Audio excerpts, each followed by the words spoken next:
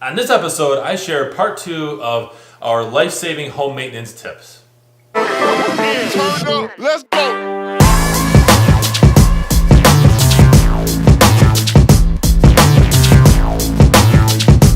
Welcome everyone to this episode 054 of the AskJasonGelios show. This is actually part 2 of a series that I was doing where I was sharing a total of 16 home maintenance tips that could potentially save your life, right? And so this is part 2 where I'm going to share 8 more.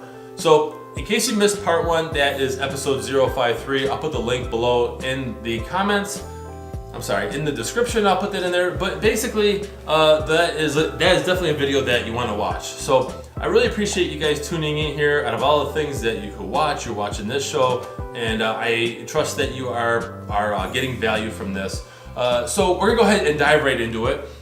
Now, number 1 is regularly clean refrigerator coils.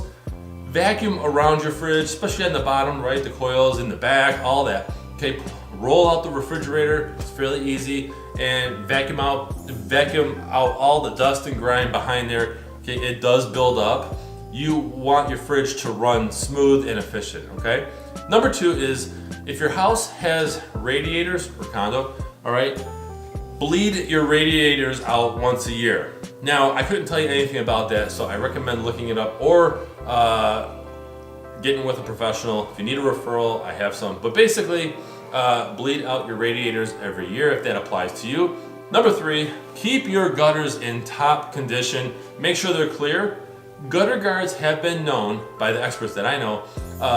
Gutter guards are not that efficient because they restrict water from flowing, right? From the gutters actually doing their job. So everything should be just nice and clear. If you have tons of trees and leaves and all that, you have to clean it up more. That's just, that's just what your house is doing, right?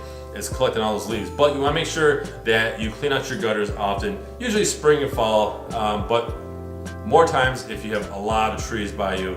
So number 4 is seal leaky doors and windows. Make sure that windows and doors are sealed properly. No loose air is coming through, right? Make sure that the strip is all good around the doors. I see this often where there's a draft. It's fairly easy to do, and that you can actually do yourself unless it needs major repair because it's off or whatnot. So number 5, clean your range's hood filter. Your stove, your range, right, has typically a filter on it, and you want to make sure that that is all set. You want to make sure that that's cleaned out. So if you don't know how to do that or any of these tips, ask a professional or look it up. You can Google it, right? But make sure that that's something that you are focusing on. Number 6, run water through your fixtures.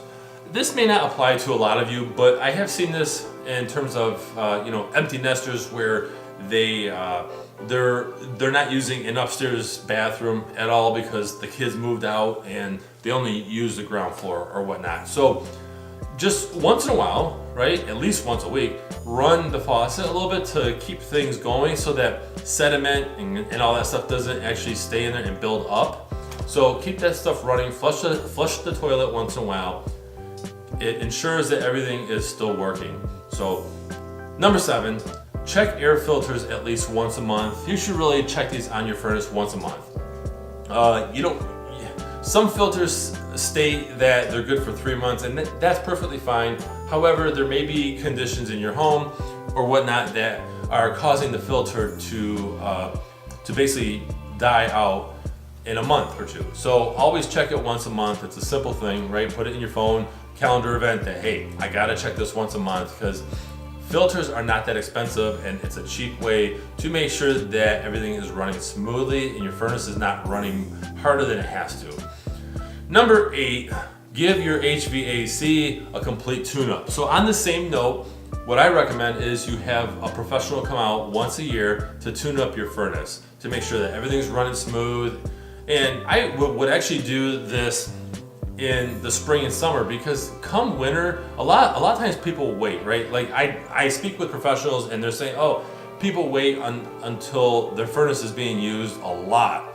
And then what happens is you have to wait I don't know, a week, 2 weeks, 3 weeks to get somebody out. Why? Because everyone else was trying to hire them to fix their furnace or do something or do a tune-up. So a simple tune-up in the off season where you're not using it as often, that could mean the difference between thousands of dollars in repair bills or a simple tune-up cost. So those are top 8 home maintenance tips out of 16 that I did on my previous episode.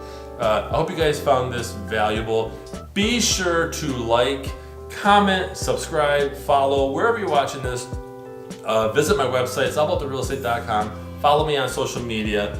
Otherwise, I'm Michigan Realtor Jason Gelios. I appreciate you guys watching and have a great week.